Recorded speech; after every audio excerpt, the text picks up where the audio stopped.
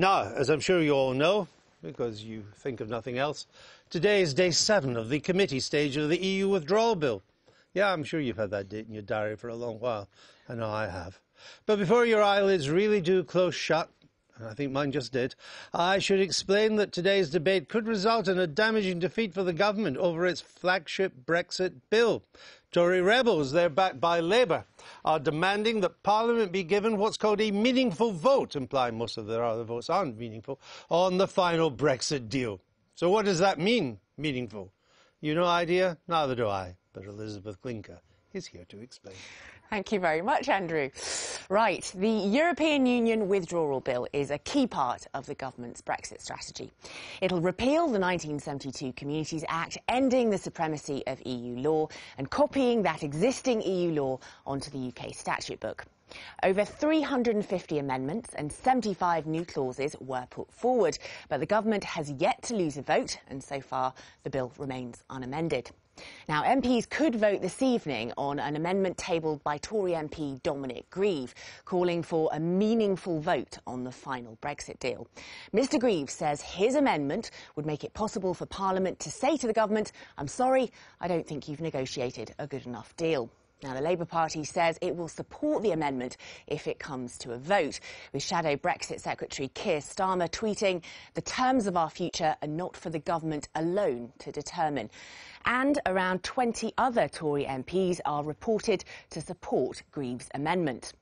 But the government is trying to head off the rebellion, with Brexit Secretary David Davis writing to Tory MPs this morning, committing the government to holding a vote on the final deal in Parliament as soon as possible after the negotiations conclude. This vote, he says, would cover both the withdrawal agreement and the terms of the UK's future relationship with the EU. He pledges that the government would not implement any parts of the withdrawal agreement until the vote has taken place. Andrew. Thank you for that. Now, joining me from Central Lobby in Parliament is the Conservative MP Heidi Allen. She's one of those who says she will vote for Mr Grieve's amendment and therefore against the government. Heidi Allen, David Davis has said that there will be a vote on the deal when it's made, if and when it's made.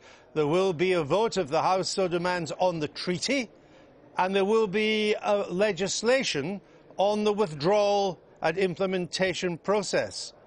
Why is that not enough? Because, without being disrespectful, because I know this is difficult, we've heard that before.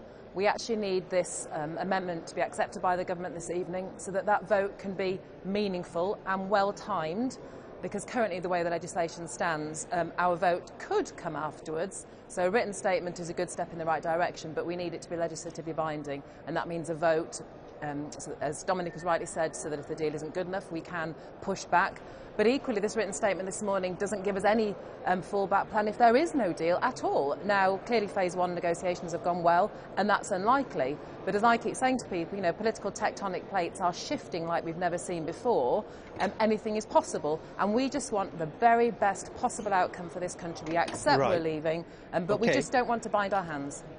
But more important from what you've just told our viewers, you do not trust a written ministerial statement from a Minister of the Crown in your own government.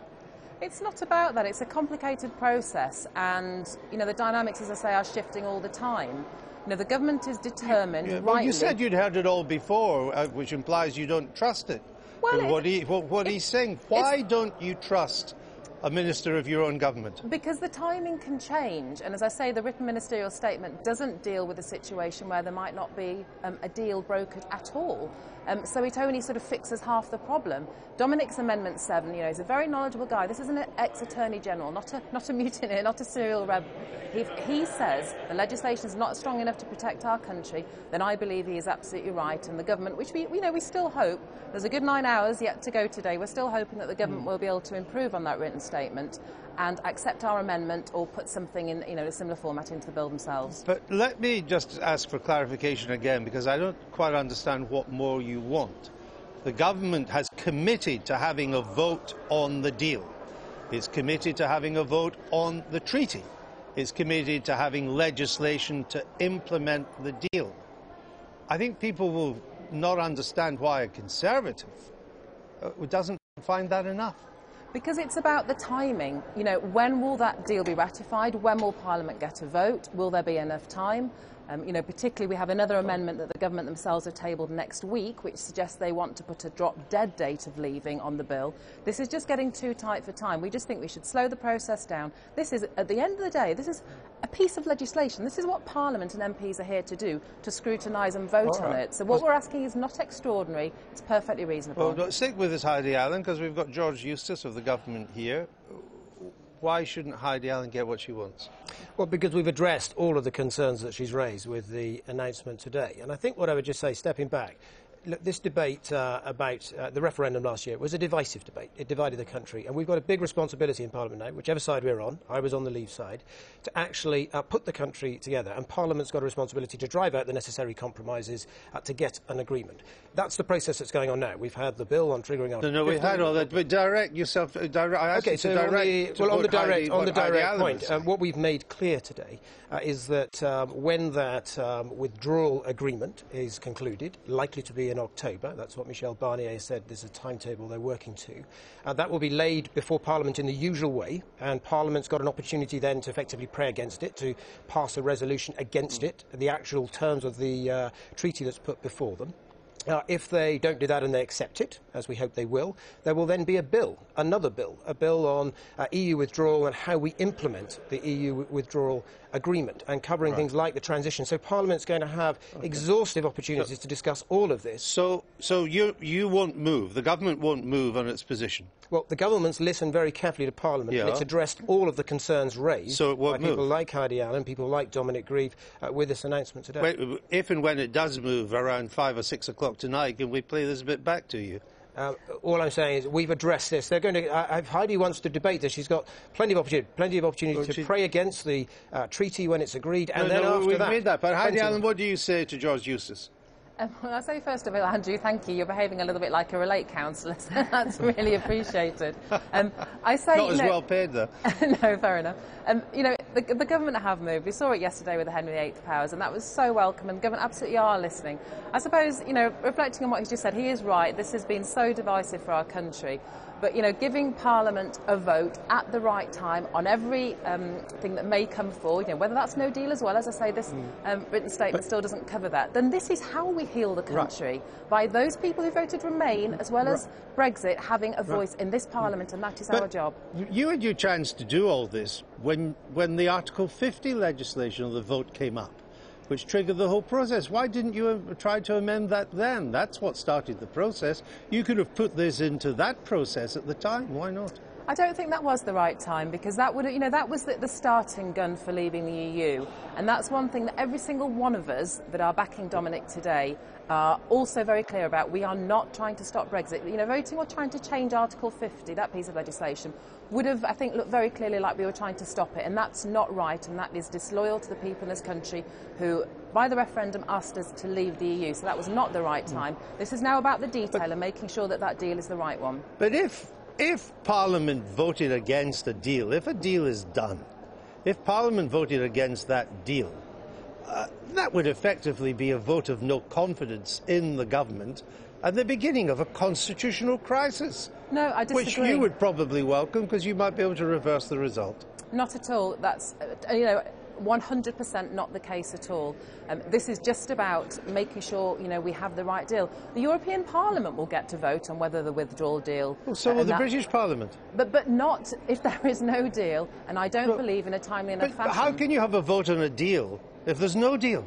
Well, and that's the point. This is the entire reason... What do you want? You cannot vote on a deal if there's no deal, so that's not what David Davis was addressing.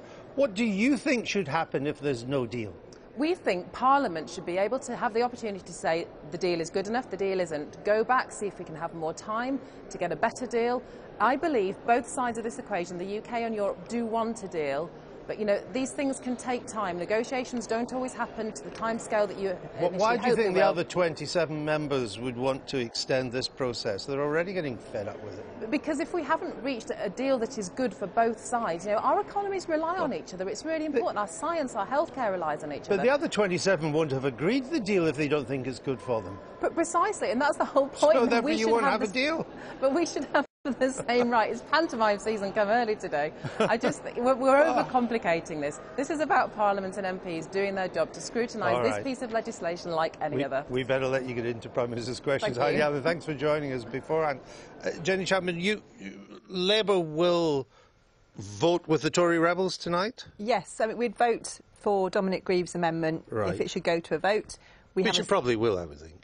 I hope so. I hope it does go to a vote. It's still, I expect that he is still waiting to hear what the minister says. See if there's some movement in his direction. It is possible that it's the threat of a rebellion can sometimes be as powerful as the rebellion itself.